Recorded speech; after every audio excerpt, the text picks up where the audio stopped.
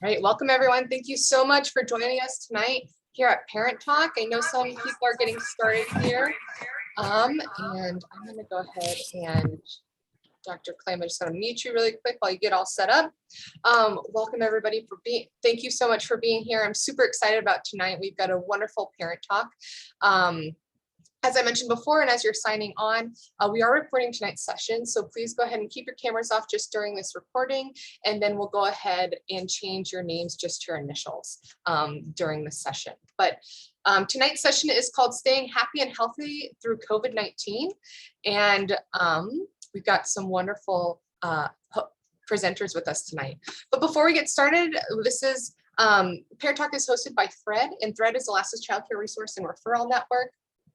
And we offer services to families, early childhood educators, and early childhood education programs and communities statewide. And I'm very thankful for tonight, as our Parent Talk event is actually funded by a wonderful grant through the Alaska Children's Trust. Alaska Children's Trust goal is to ensure all Alaskan children grow up in a family and community that provides them with the tools and resources necessary to make their dreams come true. This goal supports their mission to prevent child abuse and neglect throughout Alaska. And so we just want to thank Alaska's Children's Trust for the support of Parent Talk this season. So without further ado, I'd love to thank our presenters tonight. We have Gina Romero and Bryce Carpenter from the Conquer COVID Coalition. We have Dr. Clay from Latouche Pediatrics and Dr. Cerna from Anchorage Pediatrics Group. And thank you so much for coming on tonight to provide this valuable information and opportunity to ask questions. Absolutely. I will go ahead and get started, and we will turn it over to Bryce, our Youth and Family Outreach Coordinator, in just a few moments. But I want to start off by telling you all about the Conquer COVID Coalition. So my name is Gina Romero, and I am with the Conquer COVID Coalition. We are a nonprofit organization, and our members include healthcare organizations, Native corporations, Alaska businesses, and other nonprofits. We have been in existence a little over a year now. And our mission is to educate Alaskans about COVID mitigation, and we really focus on testing, and we encourage vaccination. And our focus is on keeping our economy moving forward. So we have many voices in our coalition. Like tonight, we include pediatricians. We've had Congressman Don Young come on to talk and tell his vaccination story, and many other people in our community representing different cultures and languages. As part of our mission, as I mentioned, we encourage vaccinations. And so we've been coordinating pop-up vaccination events, mainly in the municipality of Anchorage, because that's where we are headquartered. But we've been doing that since last March, and we have supported 1,000 vaccinations so far. And in fact, we are supporting an event at Tasty Freeze tonight from 5 to 7. So those efforts continue. I do want to move on to a new initiative that we launched about a month ago. It's called Alaska COVID ENX, and it's where you can use your phone to help get notifications, potential notifications about COVID-19. And so what it does is it is anonymous, and it uses Bluetooth technology to provide anonymous alerts about potential COVID-19 exposures in your community. That is statewide, and I will post a link in the chat as soon as I am done to a link that talks about, it has several how-to videos about how to activate it. And if you choose to participate, you can upload your result. And again, it's secure and it's anonymous. Just another tool in the toolbox to manage COVID-19 as we move through this pandemic. And finally, before I turn it over to Bryce, I just want to encourage all of you to become an ambassador. Encourage your friends and your family, your neighbors and your coworkers to inform themselves. And we do that by coming together through events like tonight to open up a dialogue and hear information from reliable sources to continue to move through this together. And if you are interested in joining the coalition to help move the needle as we move forward, I'll put my contact information in the chat. If you need resources, posters, social graphics, we have plenty of those. And again, please don't hesitate to reach out.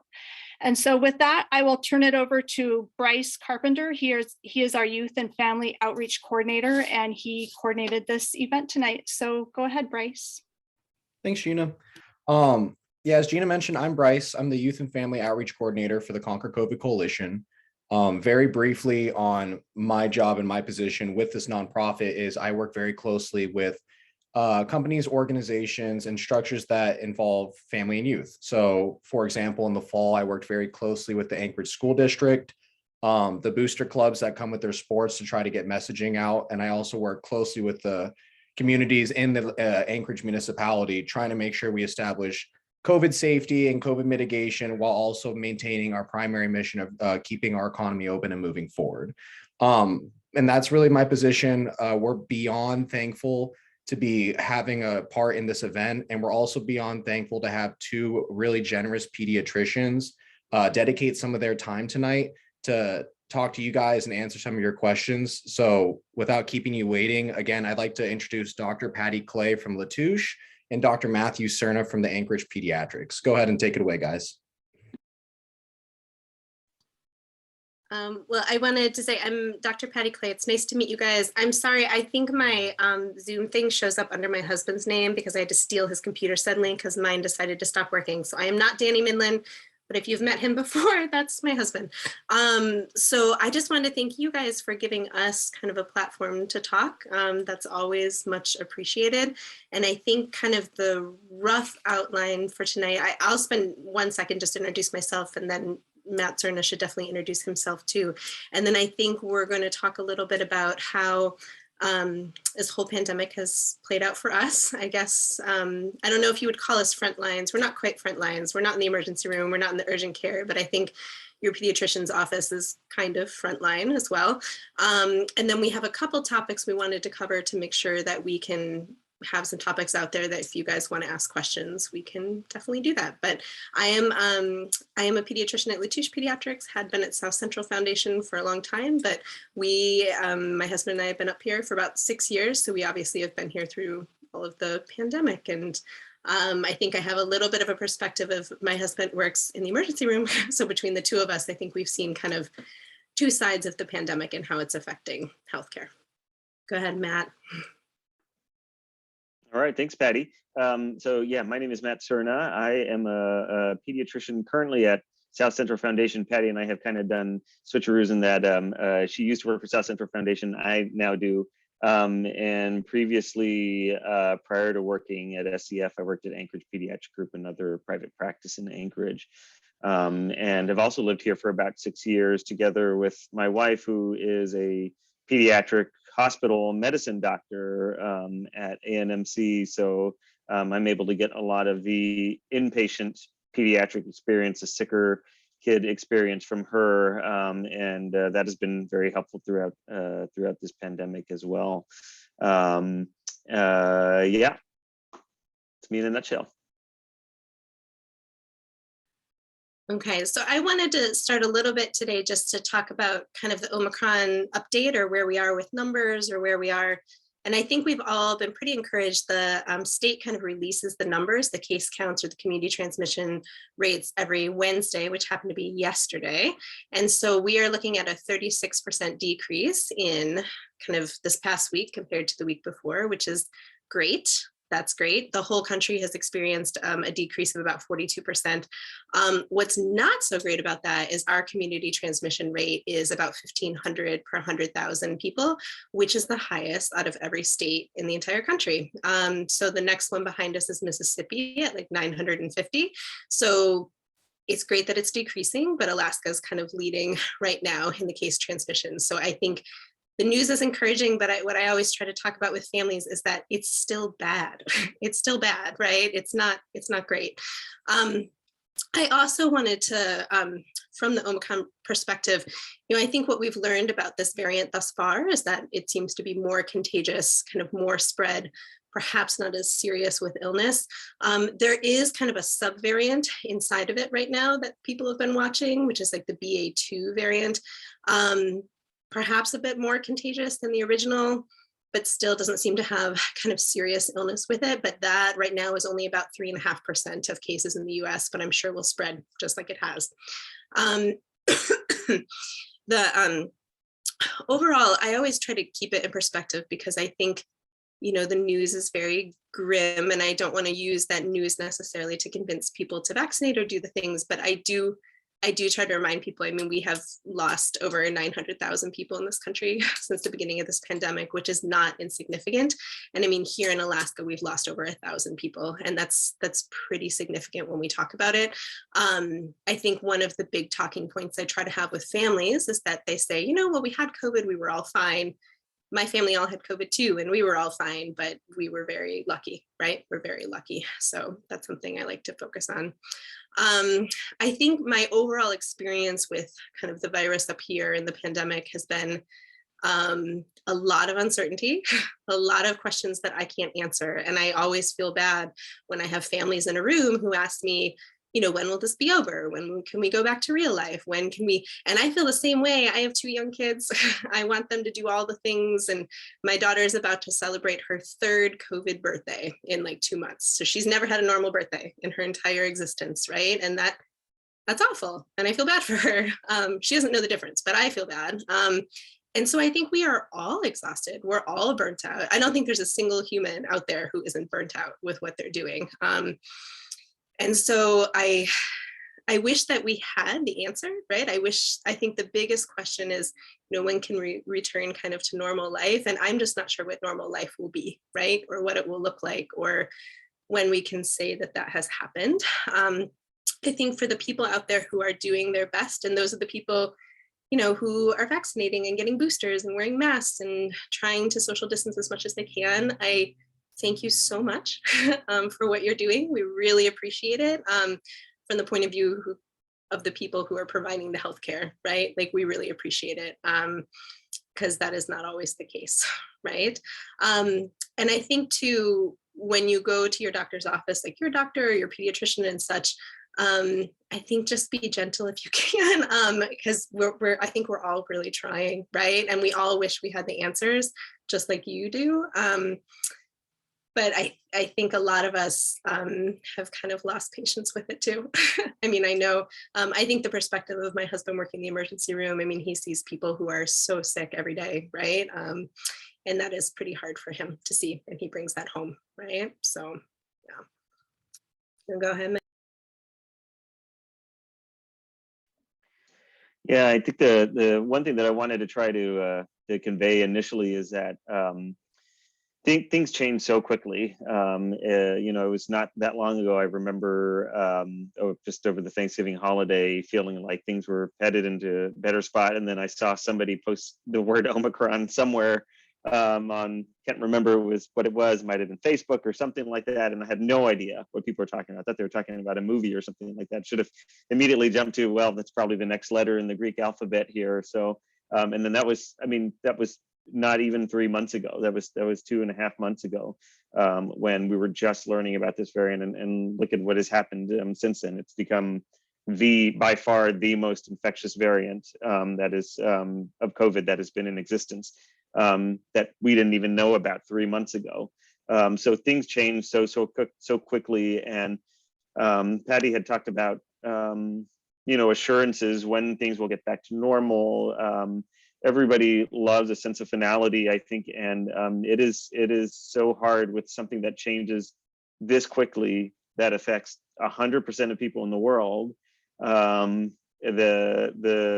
future of it is so hard to know.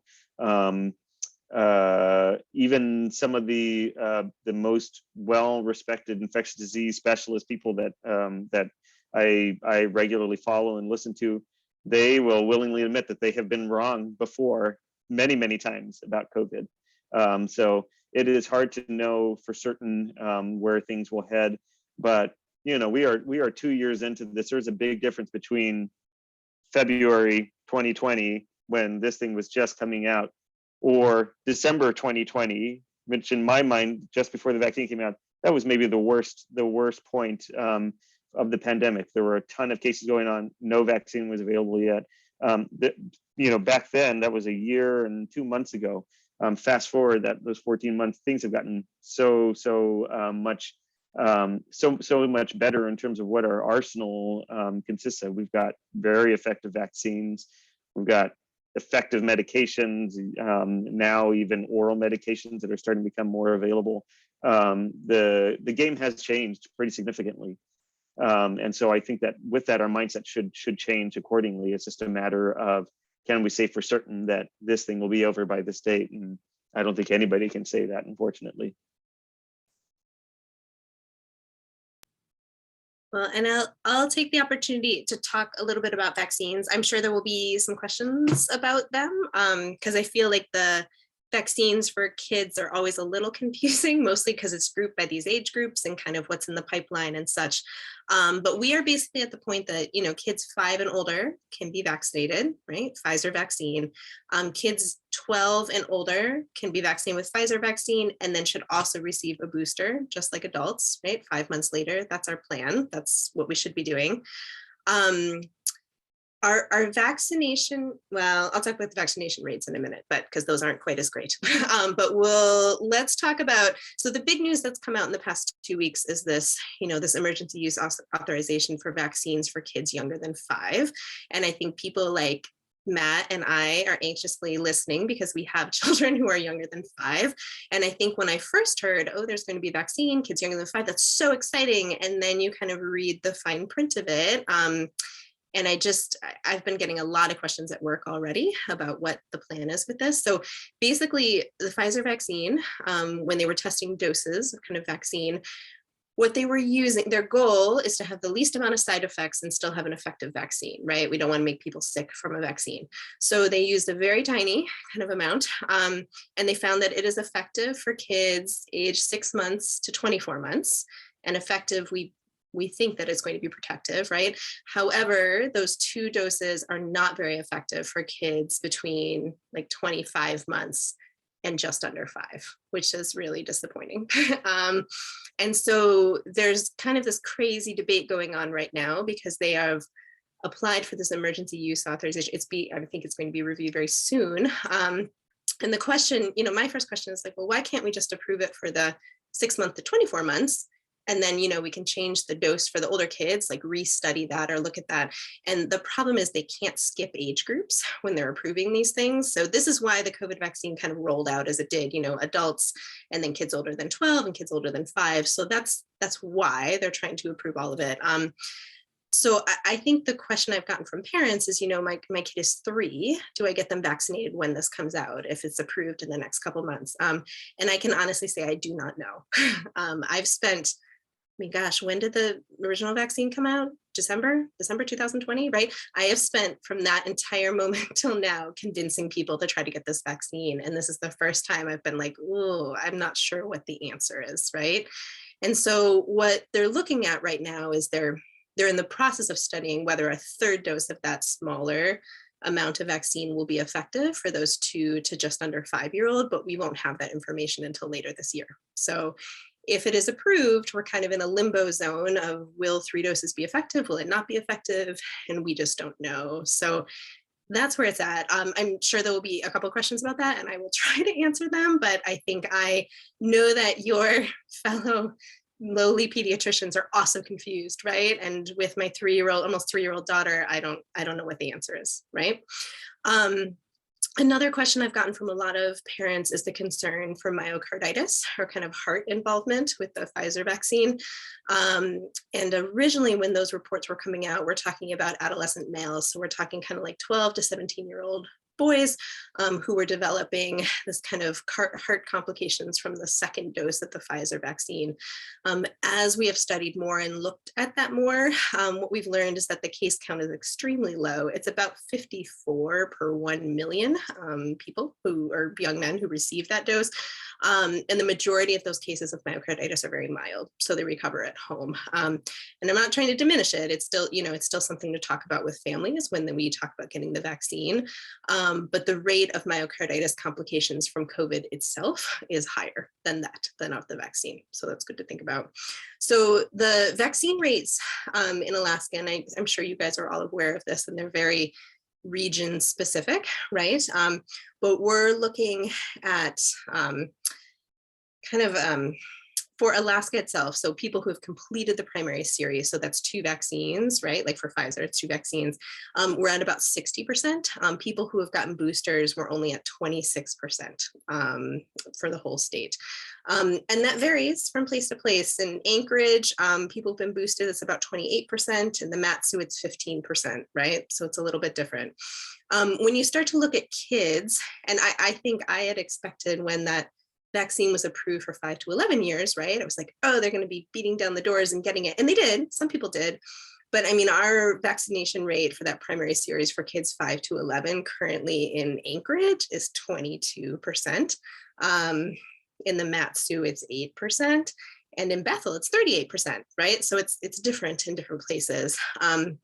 For kids 12 to 18, so the kind of older kids, we're looking at the primary series of getting it done about 51%. So we have a lot of room to move on those kids. And I think that's, my job and Matt's job, right, is to kind of sit and talk with families. I know there's a lot of concern getting these younger kids vaccinated. And the number one question I get is like, oh, but they don't really get sick from COVID. Why would we vaccinate them, right? Like, and that is usually true, right? Like we don't think of a lot of 5-year-olds or 6-year-olds getting really sick with COVID.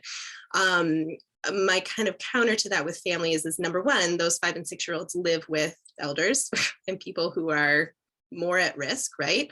And also I think one of the biggest goals we've had this entire time is try to keep kids in school. I mean, I feel so sad for all of the kids in school who have missed out on normal school now for a couple years. And the more kids we can get vaccinated, the more we can keep them in school, right? That's kind of our goal. So those are the numbers and where we're at though now. Ooh, I see there's a question. Hold on, let me look. Oh, where can they get boosted? So 14 and 15-year-olds, you kind of can get boosters anywhere, right? I mean, so my clinic I work at, we do boosters for any of our patients. But kids who are older, those teenagers who can be boosted, they can go anywhere. I got my booster at Walgreens, right? So you can go to your doctor's office, Walgreens, Fred Meyer's, lots of people have them. So it's just kind of, oh, Walmart didn't have any. Well, that is Walmart's fault. And actually they didn't have any for that age group is a super weird thing because they certainly should. But I think the best place to start would be your kid's doctor's office, right? And if that doesn't work, then you kind of just have to go to the usual places in town like Fred Meyer, Walgreens, things like that, and kind of see what you can find. Oh, they had the Pfizer. That's what they need is the Pfizer if they're 14 to 15. So young people are only approved to get the Pfizer vaccine. So at this point in time. So, oh my gosh, let me shut my door so my kids don't. Go ahead, Matt, you can take it away. Yeah, I fear that this would be a good time to pause for additional questions. So Patty is right. The Pfizer vaccine is the only vaccine that is approved at this point for kids. I think there probably should be a little bit of clarity in what we were calling primary series, booster, and fully vaccinated. So the up until about a month and a half ago, the CDC said that 2 shots was considered fully vaccinated. The change since then has been with Omicron spreading much more. There have been enough data to show that people who are boosted get not only infected at a much lower rate, but have serious consequences, going to the hospital, needing to be on oxygen at a much lower rate, having been boosted. So now the CDC is really trying to change that thinking to say, if you're eligible to get a booster, if it has been 5 months since you've had that second dose in your primary series, then it is now time to get a booster. And that booster dose means that you should be considered fully vaccinated. Down the line, many people are thinking that this is going to be a 3-dose shot series, that will be considered the series of COVID vaccine going forward, is to get 3 doses.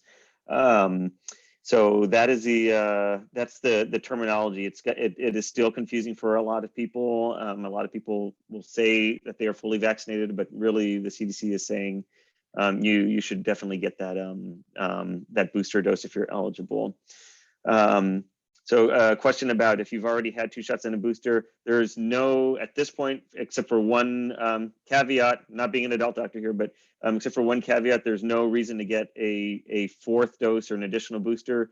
The one caveat being if you are older and you're immunocompromised, then you should definitely talk to your doctor about it. If you have had a history of a previous immunocompromise, if you're on immunosuppressing medications, if you are receiving treatment for cancer, that kind of thing, definitely worth talking to your doctor, because those are the people who are eligible to get a 4th shot. And again, the terminology gets confusing here. They consider those first 3 shots the primary series, and then the 4th shot is the booster. So all worth talking about with your provider, definitely.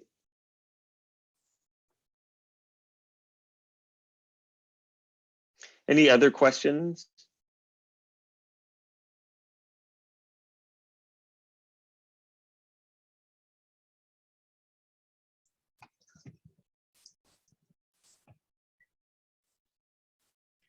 Hey, Matt, we had a few questions come in before, but I don't know if you guys are kind of done with your presentation part. We had a few questions come in via email before the event, and emailed them out, but I can go through a couple of them if that's okay. Yeah, absolutely. So the first one came in was about testing, talking about like, how often should I get tested? Do I need a doctor's permission to get tested?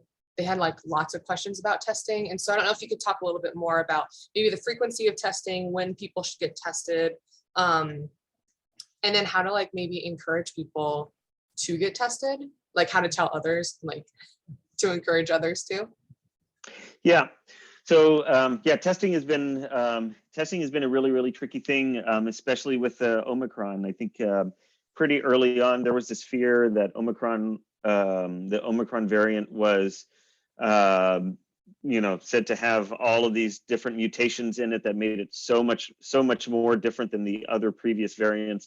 And so there was some fear that testing wasn't going to work. I think what has been borne out over time is that testing does still work, but we have to think about it a little bit differently. So Omicron tends to spread quickly, tends to cause symptoms pretty early.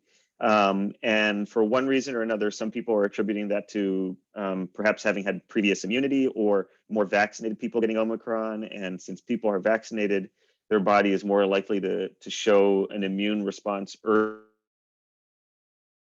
Because of that, then the number of people who have COVID who are getting tested, doesn't matter whether it's going to a testing site and getting a PCR test done or a rapid test that you do at home. The number of people who have COVID getting either of those tests done the very first day of their symptoms and those tests coming back positive is lower. And that has been shown to be the case time and time again, probably because of this earlier immune response that our body is having to seeing the virus. Because of that, it is taking a little bit longer in terms of how many days you have to have symptoms for those tests to turn positive. PCR testing, polymerase chain reaction testing, is a much more sensitive test than rapid testing done. It can detect a much smaller amount of virus in it. That's the kind of test that you get when you go to a testing site. The kind of test that takes 1, 2, 3, or potentially more days, and that to come back has to be sent to a lab. But it can detect very small amounts of the virus. It will always turn positive a little bit earlier than a rapid test, and it will stay positive longer because it is able to detect more of that virus. So if you have symptoms and you take a test on the very first day, say you wake up and you have a runny nose, you feel a sore throat, and you take a test, and you, as far as you're aware, you don't have any known exposures. But again, like Dr. Clay mentioned, COVID is everywhere in the community right now. Taking that test on that first day and that test coming back negative, it gives us some reassurance, but they are taking a little bit longer to turn positive. And I've heard of many cases of people who took a test in the first day, didn't turn positive, took a test in the second day, didn't turn positive, and it wasn't until the third or fourth day to turn positive. So what I've been telling people to do is, if you take a test on the first day, that is great. It's good if it is negative. It's still best to be safe and isolate until you can take a repeat test. And if you can repeat that test 24 to 48 hours later, maybe on day 2 or day 3 of your symptoms, And if that test comes back negative, that is going to be much more reassuring. And that goes for either of those tests, the rapid test or the PCR test. Both tests do detect Omicron if it is there, but you do have to be careful with interpreting that test because there are times when somebody may get a PCR test done and say they've already been sick for 2 weeks, for example. And it's not until the very end, that end of that 2 weeks, that they're able to get a test done. And that test comes back positive. They may have had COVID at the very beginning. PCR tests will stay positive for a very long time. So you always have to kind of interpret that test result with a little bit of caution. In terms of testing frequency, that is a difficult thing to pin down, again, because there are so many different variables. Many workplaces require testing weekly or offer the option of testing weekly, in hopes that you will pick up a case before it becomes positive. In general, my thinking is that that is great if there is an endless supply of testing supplies and the ability to run those tests. And if that were the case, we should all be testing every single day. Having that ability to do that would be fantastic. But it is difficult to do that in practice because testing supplies were so limited during the peak of the Omicron surge that it was a lot of people were having difficulty even just getting a single test done. That is improving now. I think the testing suppliers increased their supplies of tests. And now with the Omicron surge starting to recede, we're starting to have more testing availability. So if you have the ability to get those tests done, that is great. But it is difficult to recommend, testing on a weekly basis or 3 times a week basis. There are particular situations where it may be wise to test often. Say you're somebody who lives with an older person who is immunocompromised. Say you live with somebody who is elderly and decided not to get the vaccine. Those are kinds of things where if you live in a high-risk situation, you may want to try to get yourself tested frequently if you can. But for the vast majority of people, and that includes kids, the vast majority of them getting asymptomatic testing done on a regular basis, may not be super helpful depending on what the situation is at home. Thank you. That really covers everything. I know when the government was sending out the home tests, there was some conversation, especially around Alaska, where they were delivering the home tests to mailboxes and they were potentially concerned about them freezing. Is there anything about the efficacy of test results if they have been left outside? I just think about our regions across Alaska and the cold months. Yeah. So thankfully, Dr. Zink, in all of her infinite wisdom, our state chief medical officer, thought about this and addressed it pretty early on when these tests first went live in the government's ordering website. And her response was that she's inquired with different manufacturers, and the tests that are being sent to Alaska are tests for which a single freeze, it's called a freeze-thaw cycle. So a test that has been frozen once that then returns to room temperature will be just fine and should work okay, shouldn't give you any false results. Having said that, it's probably not a good idea to get a test and then store it in your car if you're going to be parking around town, thinking that while it is smart to have quick access to it, if that test freezes, thaws, that will affect the efficacy of it. So it's best to, if it's in your mailbox and for some reason you're not able to get it right away and it sits there and it's 10 degrees, shouldn't be a problem. Bring it back in, keep it at room temperature, store it somewhere where it's going to stay at a pretty solid room temperature, and then it should be good to use until the expiration date for that test. Yeah, it's a good question.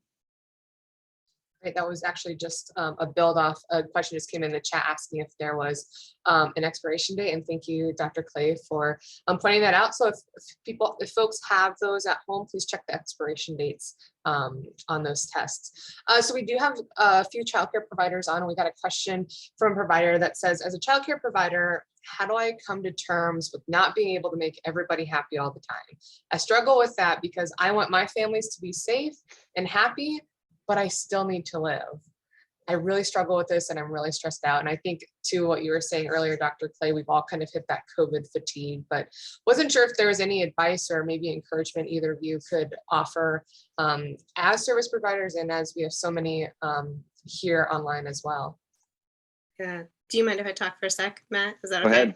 No, please. To all of the childcare providers out there, you guys are superheroes. And I don't say this lightly. I say this as, you know, Matt and I both have small children who have been in childcare this entire time, right? In and out, in and out. And I think while, you know, I think teachers have received like a lot of consideration and thought, right? I think hospital staff has received a lot of consideration and thought. I think childcare providers have kind of been left out of that conversation because these, I mean, my daughter was 8 or 9 months old when this pandemic started, and like a childcare provider to an 8 or 9 month old child is covered in grossness, right? From those children. Like you talk about like high risk situations, like covered. I think I don't have advice for like life balance for you because I think we're all kind of searching for that. But I hope that all childcare providers know that the people who are working, right, and have been working through this whole thing are so appreciative of the fact that any childcare place that has stayed open and has done its best to reduce risk of transmission, has been open with parents, has been communicating with parents.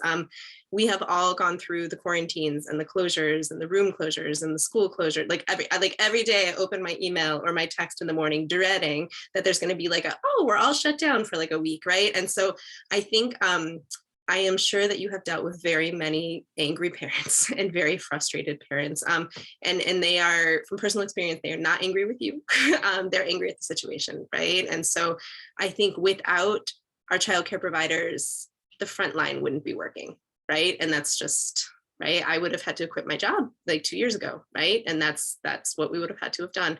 And luckily I didn't have to. So I think the part that's been frustrating, I think, from the pediatrician point of view, is that each childcare center has different rules. And a lot of parents will come to us looking for guidance or will come to us with the guidelines from that school, and I'm trying to interpret them. And I think that's the only place. And I know each childcare place, you know, has the autonomy to make kind of its own rules and follow such. But I do wish sometimes there was kind of a bigger picture of like, could we all be on the same page, right? Because I think for parents who have kids in 2 different places, right, or are trying to navigate that, it's been very, very confusing. And I think from the pediatricians who are handed the paper, right, that says you have to fill this out, that says they can go back, or you have to do another test, or you have to do it is hard sometimes to look at something that I'm like, oh, this isn't very evidence-based, or this doesn't really make sense, right? And hand that back. But I don't have a quick fix for that to kind of have everybody on the same page. But I think just knowing parents are incredibly grateful, even if it does not always seem that they are that way. I promise.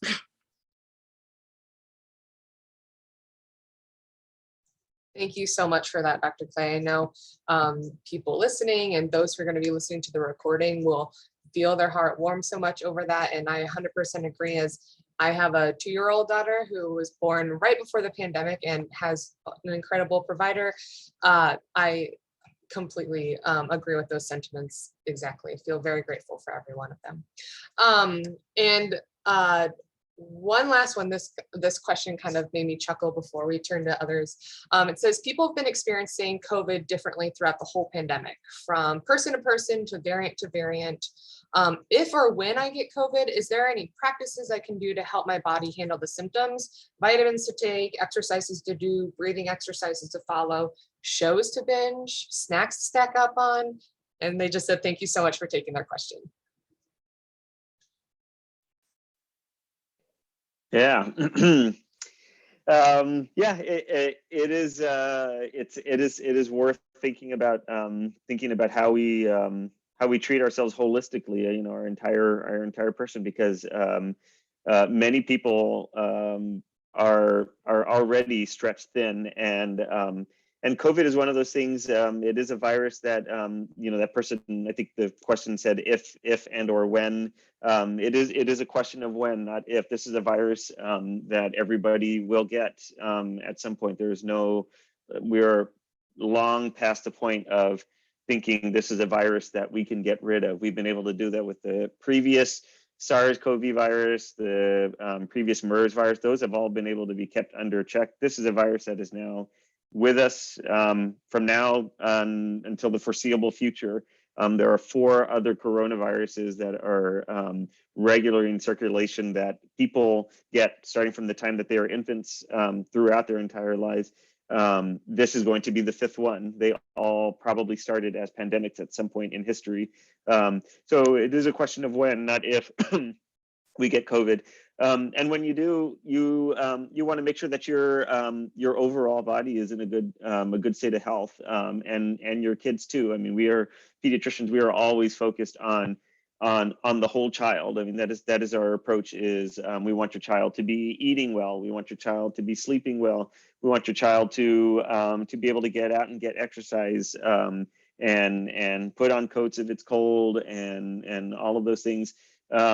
We want your child to be up to date on their regular care, and that includes their regular vaccines too, because we do not want a child to get COVID and flu at the same time. That kind of thing can happen, and that is not good. So really what I think we want is everybody to be in their best physical health and their best mental health too.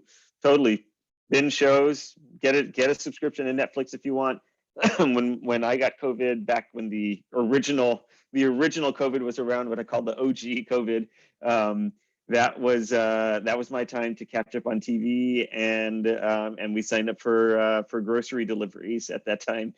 So splurge a little bit. I mean, I think it is fine to treat yourself during that time, and pay attention to your body too. I mean, the fact is that the majority of people do fine with COVID. The vast majority of kids who get COVID do fine.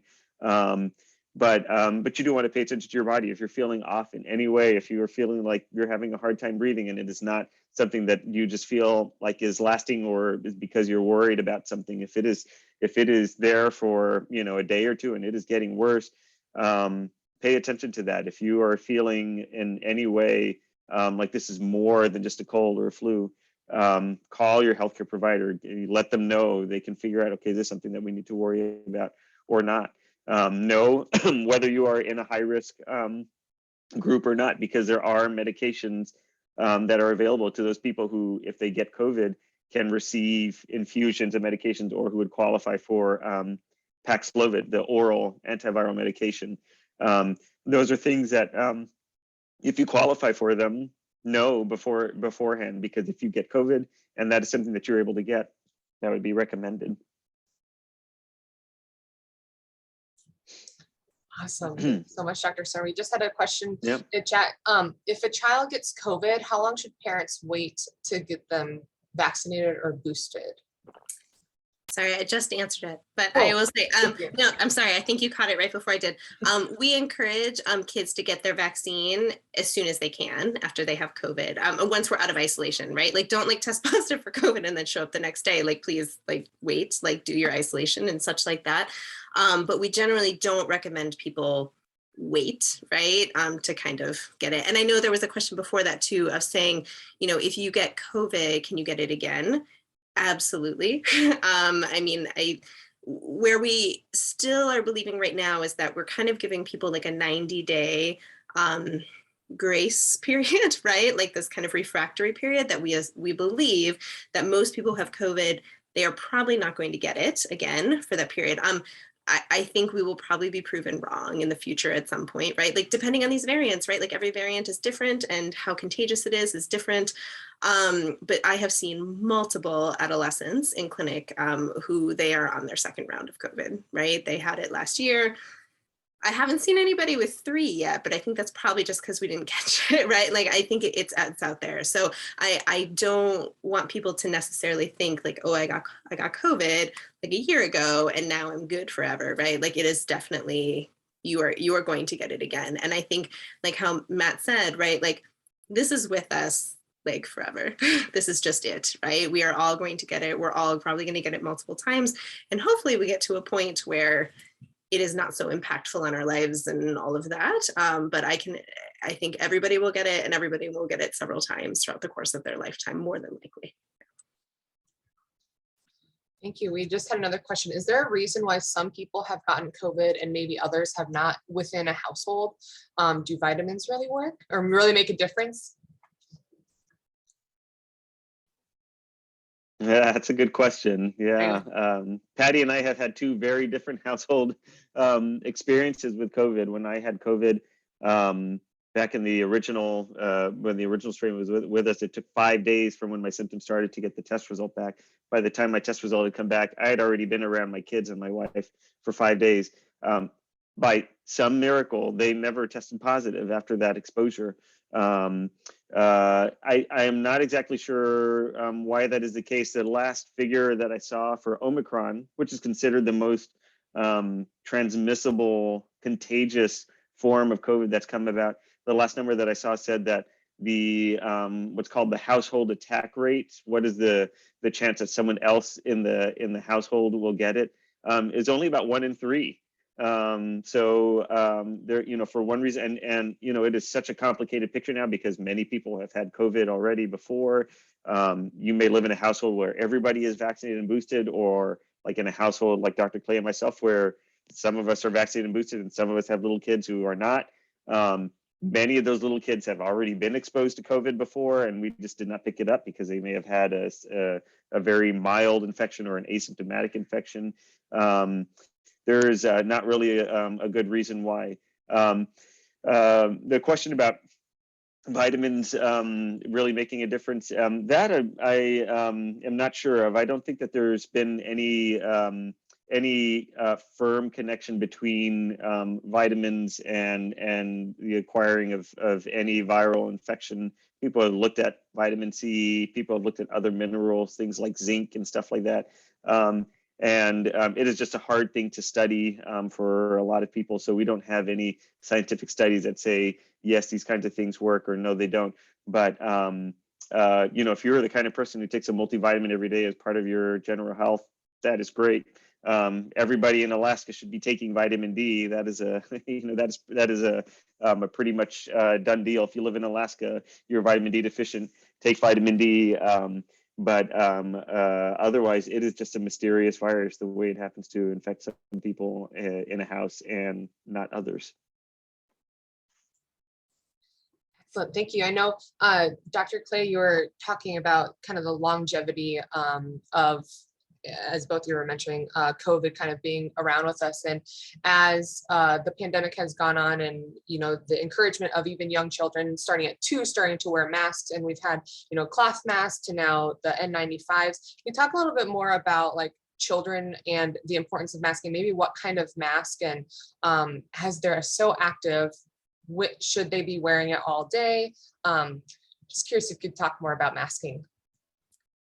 Yeah, I think, and I try to tread lightly because this is very controversial and I don't want any comment I make to be used against me in some Twitter something later on, which is always possible.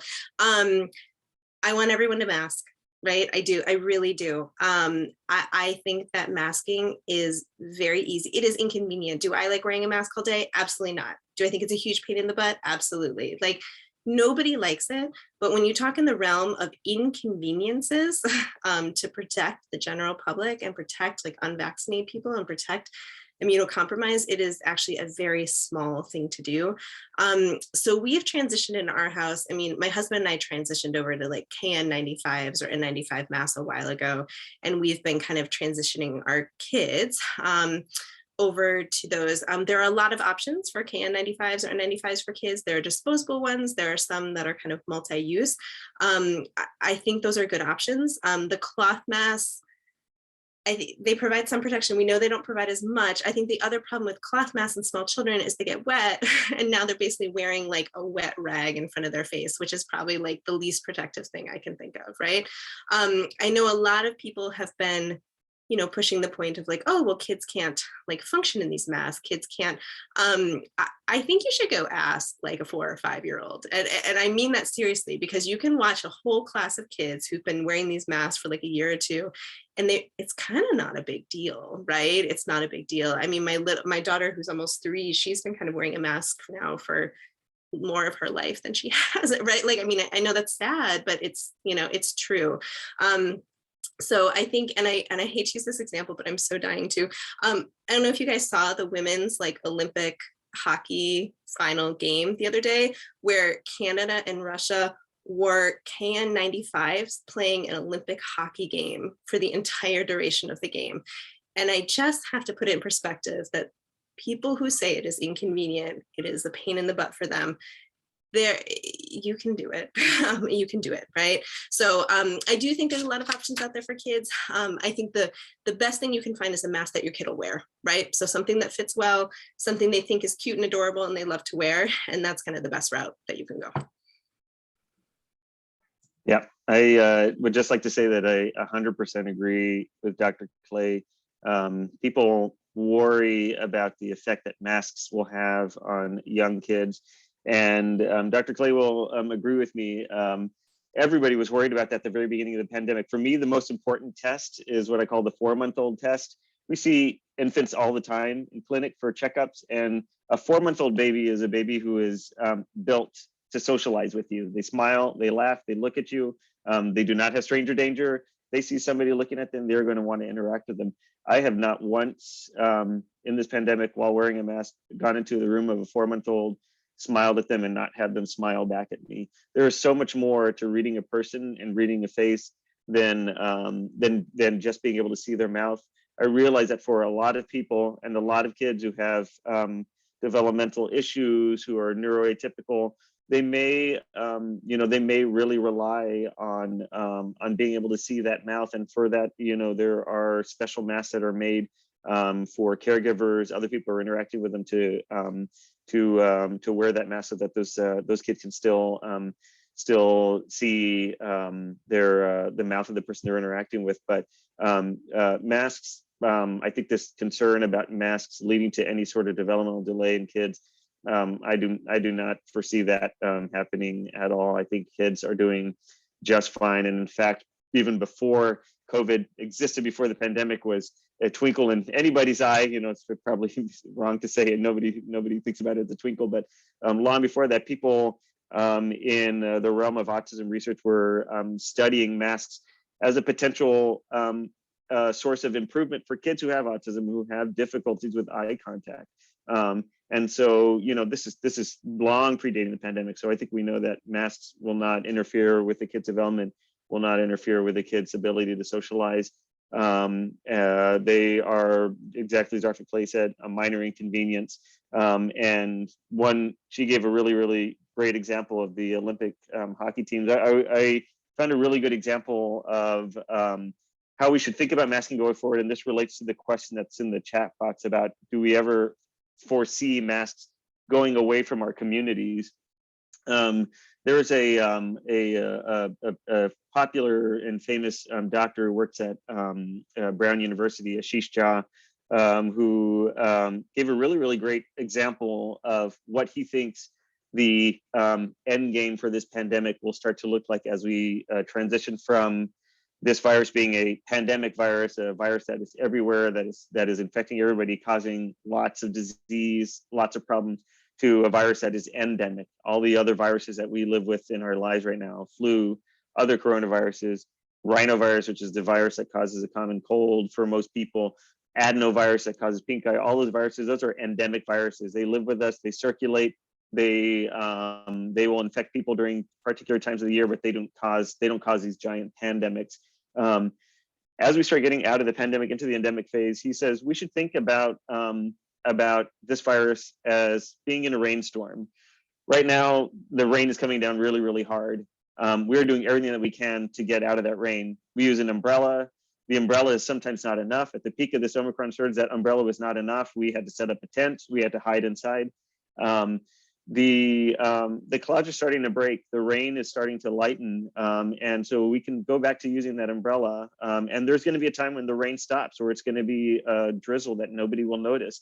You can put the umbrella away. There'll be a nice little break. And there may be a time, because this is a very strange, mysterious virus, there may be a time when the rain starts to pick up again. You have that umbrella on you, you can take the umbrella out. Think about masks the same way.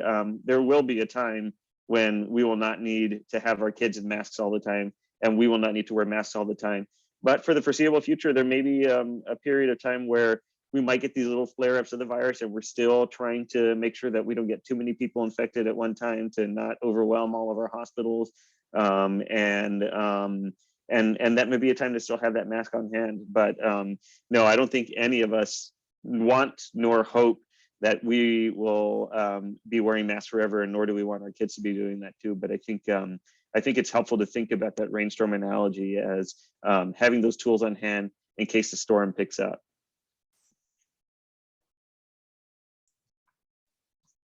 Excellent. Thank you so much. I know just within the realm of also child development, we've been talking about ways to encourage children at a younger age to start. And one ways that providers have shared and families have shared is, we've done it in our dramatic play. They see all of us wearing our masks. We'll all practice at a younger age. I know with my daughter before she turned 2, that's what we did. We just put it in her dramatic play area, and she saw mommy and daddy wearing masks. So then she would try putting it on, and it's more fun when she gets to pick her colors. And we've also transitioned to KN95 masks for her as well. And she enjoys it just as because mom and dad are wearing it too, which is fun. Kids are sponges, right? They learn from watching the important adults and people around them. So if we encourage them, if we're wearing them, the kids will easily pick up on them as well. So I think we're just about out of time. Does anybody else have any other questions if they'd like to unmute or anything? While I wait for some follow-up questions here. Huge thank you, Dr. Clay, Dr. Cerna. Wow, my heart feels like so warm right now just from getting such encouraging information from both of you in a way that makes us all feel like, yeah, it makes me feel like, yes, we can continue moving forward. There's good information out there. Our amazing healthcare professionals who are on the front line and who serving our families all have the information and are here to process and help us all make the best decisions possible. Bryce? I just want to chime in on that with Rianne, is that we cannot thank you two enough for dedicating your time, especially, with how busy you guys are working with not only just regular pediatrics, but also having to deal with the pandemic. I know that Thread is thankful. I know that Conquer COVID is thankful. And I know that all the parents listening to this right now and the parents that are going to be listening to the recording later could not be more thankful for the time that you've given. So thank you for that. Well, thank you guys very much for having us. And I encourage each and every one of you who listens now or later, talk to your pediatricians. They would love to talk with you about all of this. So please use the resources if you have them. Yes, absolutely. Thank you. We are here to answer questions. We love talking to parents. If it's not obvious, Dr. Clay and I both love talking to people. So we love to talk. Ask us questions. Amazing. Thank you so much. I know you've given some good love in the chat. And so for all of our participants tomorrow, you're going to get an email with this recording from tonight, which I, again, am so grateful we were able to record, as well as survey and our sessions for any upcoming parent talks. Our next parent talk is on May 17th, and it is titled Parenting Through Relationship. And we have a speaker, her name is Alice Hanscom, coming. So that is already open up on our Thread website. So feel free to register there. But until then, thank you everyone for participating. Thank you again to our speakers, and we look forward to connecting with you all again. Thank you. Thank you.